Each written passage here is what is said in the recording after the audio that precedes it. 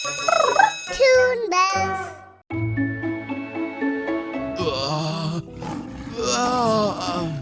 અરે શું થયું શેરખાન? મારા પગમાં ઘણું દુખાય છે, ઘણું વધારે. તને ક્યાંથી દુખી રહ્યું છે શેરખાન? સાચું બોલ, તને કંઈ વાગ્યું છે કે શું? મને કંઈ વાગ્યું નથી. આ બીમારી તો બહુ પહેલાથી છે અને આનો ઈલાજ પણ ખબર છે. આ રાતનો સમય હતો. શેરખાન ઘાત લગાવીને ઝાડીઓની પાછળ સંતાયો હતો. એક હરણ ઘાસ ખાતું હતું. આજ યોગ્ય મોકો છે, આમ કહી શેરખાને છલાંગ લગાવી અને તે હરણને ઝપટવાનો પ્રયત્ન કર્યો. પણ એક પગે અપંગ હોવાને કારણે શેરખાન હરણની આગળ જ જમીન પર પછડાયો. રહેવા દો શેરખાન, અપંગ સિંહ શિકાર નથી કરતા, તમે ખોટી મહેનત કરો છો. આ સાંભળી શેરખાનને ખૂબ જ ગુસ્સો આવ્યો અને હરણ ત્યાંથી ઝડપથી ભાગી ગયું. એવામાં એક સાંબર ત્યાં આવ્યું. શેરખાન, તમે ખોટી મહેનત કરો છો. પહેલા તમારી આ અપંગતાને દૂર કરો. હું તેને કેવી રીતે ઠીક કરી શકું? આ મને જન્મતા જ મળી છે. આ અશક્ય નથી. જે દિવસે તમે જંગલના સૌથી દયાળુ જાનવરને મારીને ખાશો, એ દિવસે તમારી અપંગતા દૂર થશે. શું ખરેખર મારી અપંગતા દૂર થશે? હા, જો વિશ્વાસ નથી તો કરીને જોઈ લો. આ સાંભળી શેરખાન હવે સૌથી દયાળુ જાનવરને શોધવા લાગ્યો. એક સાંજે એક શિયાળ તળાવે પાણી પીતું હતું અને ત્યાં ઝીબ્રા આવ્યું. ચિંકી શિયાળ, મને તારી મદદની ખૂબ જરૂર છે. મારા બચ્ચાનો જીવ જોખમમાં છે, જલ્દી ચાલ. શું કહ્યું? બચ્ચાનો જીવ જોખમમાં છે? ચાલ જલ્દી ચાલ. શિયાળ ઝીબ્રાની સાથે આગળ ગયું અને શેરખાન પણ ધીરે ધીરે તેમની પાછળ આવ્યો અને તે એક જગ્યાએ પહોંચ્યો. એક પહાડી પર ઝીબ્રાનું બચ્ચું એકલું ઊભું હતું અને નીચે ઘણા બધા જાનવર ઊભા હતા. અરે, તને જલ્દી નહીં બચાવ્યો તો તે પડીને મરી જશે. અમને કંઈ ખબર નથી પડતી, એટલે તો તને બોલાવી છે. ઠીક છે, બધા મને ધ્યાનથી સાંભળો. બધા પ્રાણીઓ ઘાસ તોડવાનું ચાલુ કરો અને જેટલું વધારે ઘાસ તોડતું હોય તેટલું તોડો અને તેને આ ખાઈની નીચે જમીન પર લાવીને મૂકી દો. આ સાંભળી બધા જ જાનવર નજીકના મેદાનમાંથી ઘાસ તોડવા લાગ્યા. થોડી વારમાં ઘણું બધું ઘાસ ભેગું કર્યું અને તે ઘાસ લઈ બધા જાનવરો કાળી પહાડી નીચે પહોંચી ગયા અને પેલું બચ્ચું પણ ઘાસ જોઈ પહાડી પરથી કૂદી ગયું. બેટા! બચ્ચું ઘાસના ઢગલા પર સહી સલામત પડી ગયું. ઓ મારા બચ્ચા, સારું થયું કે તું સાજો છે. વાહ શિયાળ, તું તો દયાળુ હોવાની સાથે સાથે ચતુર પણ છે. દયાળુ શબ્દ સાંભળી શેરખાન બોલી ઉઠ્યો. દયાળુ? હવે શેરખાન અવનવી યોજના તેના મગજમાં બનાવવા લાગ્યો અને એક દિવસે તે અચાનક બૂમ પાડવા લાગ્યો. અરે, આ તો શેરખાનનો અવાજ લાગે છે. બધા શેરખાન પાસે પહોંચી ગયા. અરે શું થયું શેરખાન? તમે આમ બૂમ કેમ પાડો છો? મારા પગમાં ઘણું દુખાય છે, ઘણું વધારે. તને ક્યાંથી દુખી રહ્યું છે શેરખાન? સાચું બોલ, તને કંઈ વાગ્યું છે કે શું? મને કંઈ વાગ્યું નથી. આ બીમારી તો બહુ પહેલાથી છે અને આનો ઈલાજ પણ ખબર છે. તો પછી હજુ સુધી તે આનો ઈલાજ કેમ ન કર્યો? એટલા માટે કે એ કામ કોઈ નથી કરી શકતું, કોઈ જ નહીં. શેરખાન, મને કહો, હું તમારા માટે તે કામ જરૂર કરીશ. મારા દાદાજી મારા સપનામાં આવ્યા. એમણે મને કહ્યું કે આપણા જંગલમાં જે મોજની ગુફા છે તેમાં ઉગવાવાળું એક દાડમ, તેને એ જ જાનવર લાવી શકે છે જે બહુ દયાળુ હોય, જેણે કોઈને ક્યારેય નુકસાન ન પહોંચાડ્યું હોય. તે દાડમ ખાધા પછી જ હું એકદમ ઠીક થઈ જઈશ અને આ અપંગતા હંમેશા માટે દૂર થઈ જશે. શેરખાન, તમે ચિંતા ના કરશો. તમારા માટે હું તે ગુફાની અંદર જઈશ અને તે દાડમ તમારા માટે લઈને આવીશ. એવામાં ત્યાં સૌથી ઘરડો જાનવર રીંછ કહે છે, એ ગુફા વિશે તો મેં ઘણું બધું સાંભળ્યું છે, પણ એવું કંઈ સાંભળ્યું નથી જેના વિશે શેરખાન કહે છે. હા, તેની અંદર અંધારું છે એ મને ખબર છે. જો શેરખાનના દાદાજીએ તેમના સપનામાં આવીને કહ્યું હશે તો તે વાત ખોટી નહીં હોય. હું ત્યાં જરૂર જઈશ. આ સાંભળી ઘરડા રીંછે ત્રાંસી નજરે શેરખાન સામે જોયું, જાણે એને કંઈક ખબર હોય, અને તે થોડુંક હસ્યો. ઠીક છે મિત્રો, હું હમણાં જ નીકળું છું. લોમડીએ બધાની વિદાય લીધી અને કાળી ગુફા તરફ નીકળી પડી. અને પછી બધા જાનવર પોતપોતાના ઘરે જતા રહ્યા. શેરખાન એકલો પડી ગયો. એવામાં ત્યાં સાંબર આવ્યું. લાગે છે તમે તમારું કામ કરી દીધું શેરખાન. હા, મેં બધાને ખોટી વાર્તા કહી અને શિયાળ કાળી ગુફા તરફ જતું રહ્યું. હવે કાળી ગુફામાં જ્યારે તે જશે ત્યારે અંધારાનો લાભ લઈને હું એની ઉપર ઝપટી પડીશ અને અપંગ હોવા છતાં પણ હું તેનો શિકાર આરામથી કરીશ. આ બાજુ શિયાળ 4 કલાકની મહેનત પછી મોતની ગુફાની સામે હતી, જેની અંદર ઘનઘોર અંધારું હતું. હે ભગવાન, આ ગુફામાં તો બહુ અંધારું છે, પણ શેરખાનને બચાવવાના છે તો આની અંદર જવું જ પડશે. એ ગુફાની અંદર શેરખાન પહેલાથી જ તેની રાહ જોતો હતો. શિયાળ ગુફામાં પહોંચ્યું ત્યારે શેરખાન તેની ઉપર તરાપ મારવા માટે મોકાની રાહ જોવા લાગ્યો. બેચારા શેરખાન, કેટલું દર્દ થતું હતું તેમને. હે ભગવાન, ભલે આ ગુફામાં મારી જોડે કંઈ પણ થાય, પણ શેરખાનની અપંગતા દૂર થાય તેવું દાડમ મને જરૂરથી મળે. બસ શેરખાન ઠીક થઈ જાય પછી ભલે મારો જીવ જતો રહે ને, મને જરાય તેનું દુઃખ નહીં થાય. આ સાંભળી શેરખાન મનમાં કંઈક વિચારવા લાગ્યો. એવામાં ત્યાં પેલું સાંબર આવી ગયું. અરે શું જુઓ છો શેરખાન? જાઓ, તને હમણાં જ શિકાર કરી દો. તમારી અપંગતા હંમેશા માટે દૂર થઈ જશે. એનો શિકાર કરું? હા, જે મારી ખોટી વાર્તા સાંભળીને મારા માટે અહીં આવી ગઈ મોતની ગુફામાં.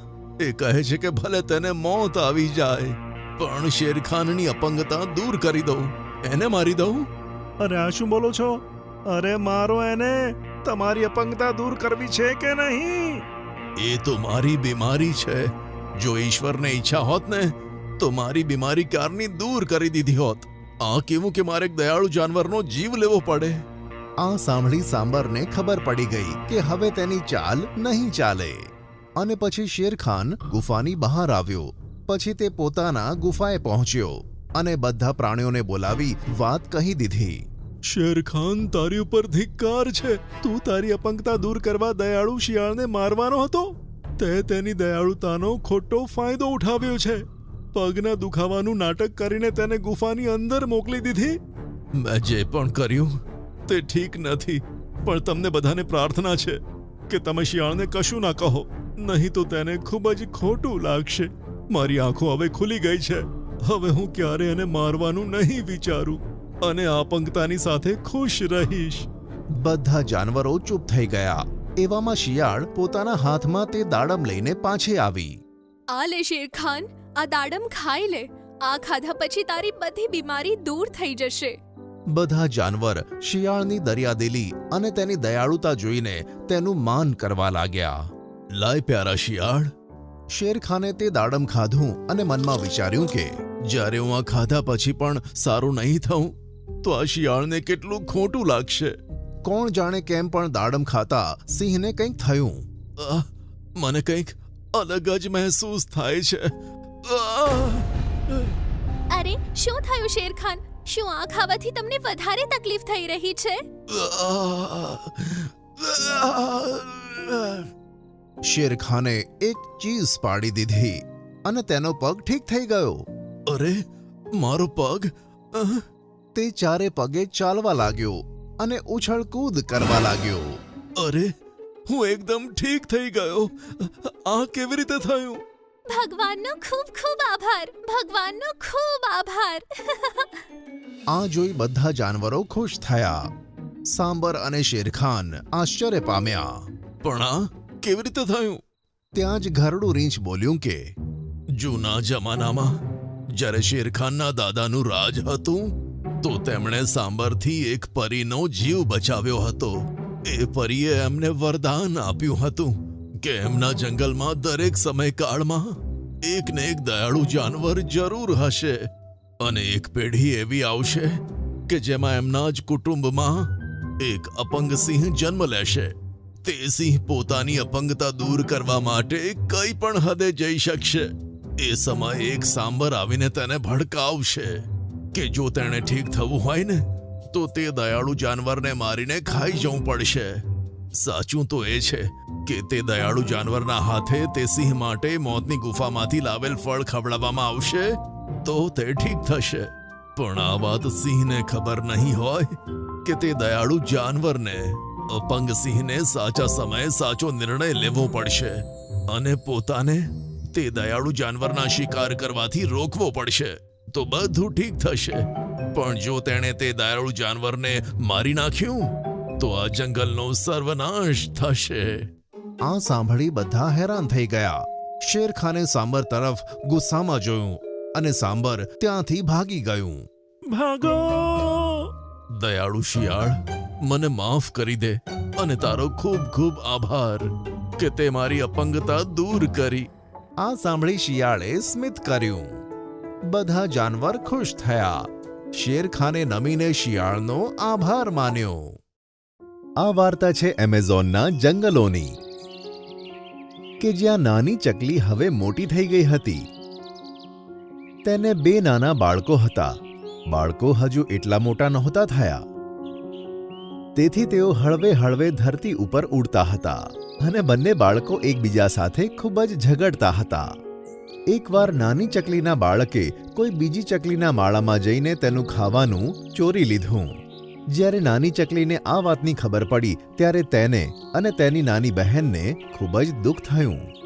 પછી નાની ચકલી પોતાના બાળકને કહે છે, બેટા પિંકુ, આ તે જે કામ કર્યું છે તે બહુ જ ખોટું કામ છે. તારે આવું નહોતું કરવું જોઈતું. મમ્મી, મને માફ કરી દે.